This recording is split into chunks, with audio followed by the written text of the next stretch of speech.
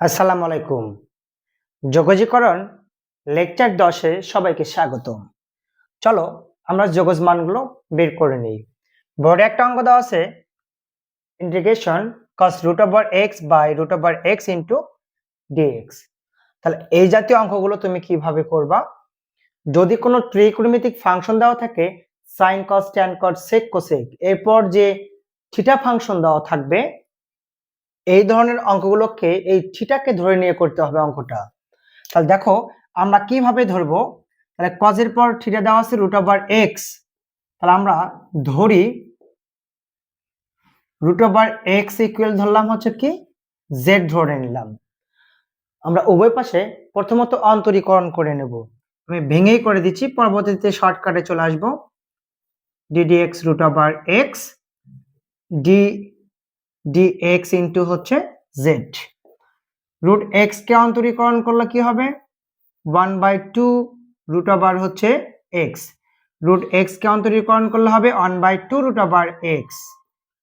এখানে আছে কত dz ভাগ হচ্ছে dx।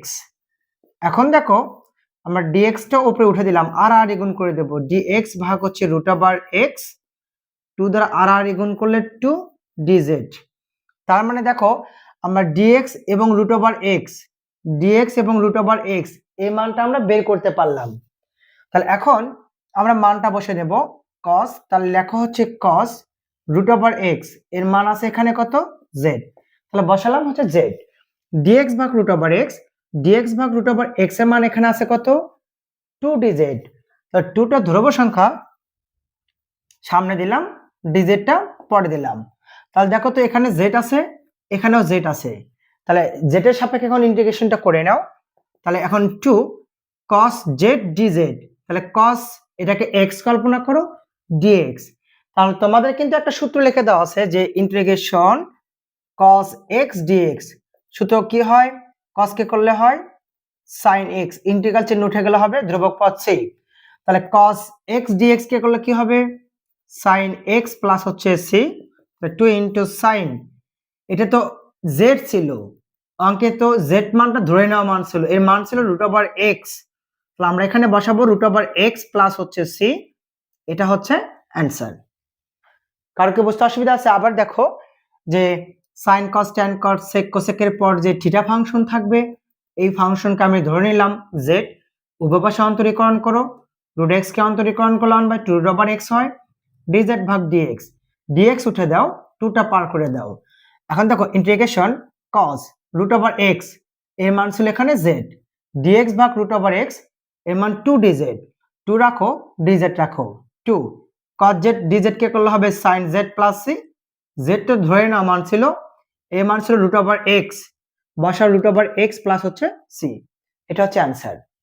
এবার দেখো নেক্সট নাম্বার 2 দেওয়া আছে 1/x² sin 1/x ইনটু হচ্ছে dx। তাহলে দেখো তো sin এর পর থিটা ফাংশন দেওয়া আছে কি 1/x, তাহলে আমরা এটাকে ধরে নেব। তাহলে ধরো কি ধরবো 1/x ইকুয়াল টু হচ্ছে z, এটা আমি ধরে নিলাম। আচ্ছা এখন আমরা উভয় পাশে অন্তরীকরণ করব, তো ddx দ্বারা গুণ করে দাও, x টা উপরে উঠে গেলে পাওয়ারটা কিন্তু ইনভার্স হয়ে যাবে, কারণ x এর পাওয়ার কিছু নাই, মানে এখানে কি আছে 1 আছে, উপরে উঠে গেলে পাওয়ারটা ইনভার্স হয়ে যাবে। তাহলে ddx ইনটু হচ্ছে z। এখন তুমি x to the power n অন্তরীকরণ সূত্রটা ফলাও, কারণ x এর পাওয়ার দেওয়া আছে x to the power n, তাহলে nx to the power n minus হচ্ছে 1 গুণ করে দিলে dz ভাগ হচ্ছে dx হবে, মাইনাস এক আর একে যোগ করলে -2 হবে, x ইনভার্স 2 মানে 1 হচ্ছে x², এটা হবে dz ভাগ কত dx। তাহলে এখন দেখো dx টা আমরা আর গুণ করে দেব, dx হচ্ছে x², মাইনাসটা পার করে দিলে dz হবে। তাহলে dx ভাগ x² এর মানটা আমরা বের করে নিলাম, অর্থাৎ sin cos tan cos sec cosec এর যে মানটা দেওয়া থাকবে তারপর থিটা ধরবা, ধরবার বাকি যে ফাংশন থাকবে এর মানটা এখানে অটোমেটিক বের হয়ে আসবে।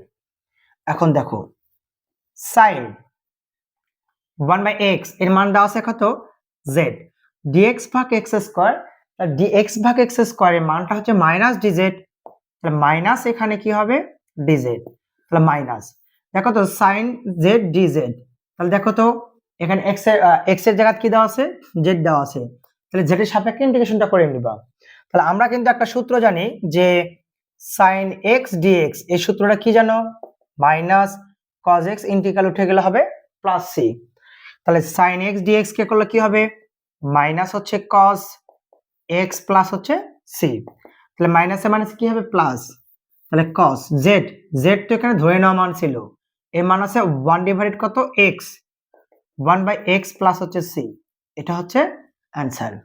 কারণ কি বুঝতে অসুবিধা আছে? এবার দেখো next number x to the power x square into হচ্ছে dx, এটা দেওয়া আছে। তাহলে এখন দেখো তো আমরা এখানে কি ধরে নেব, ধরি x স্কয়ার, এর ফাংশন দেওয়া আছে x স্কয়ার, তাহলে আমি x স্কয়ার কে ধরবো, এটা ধরবো কত, z ধরবো।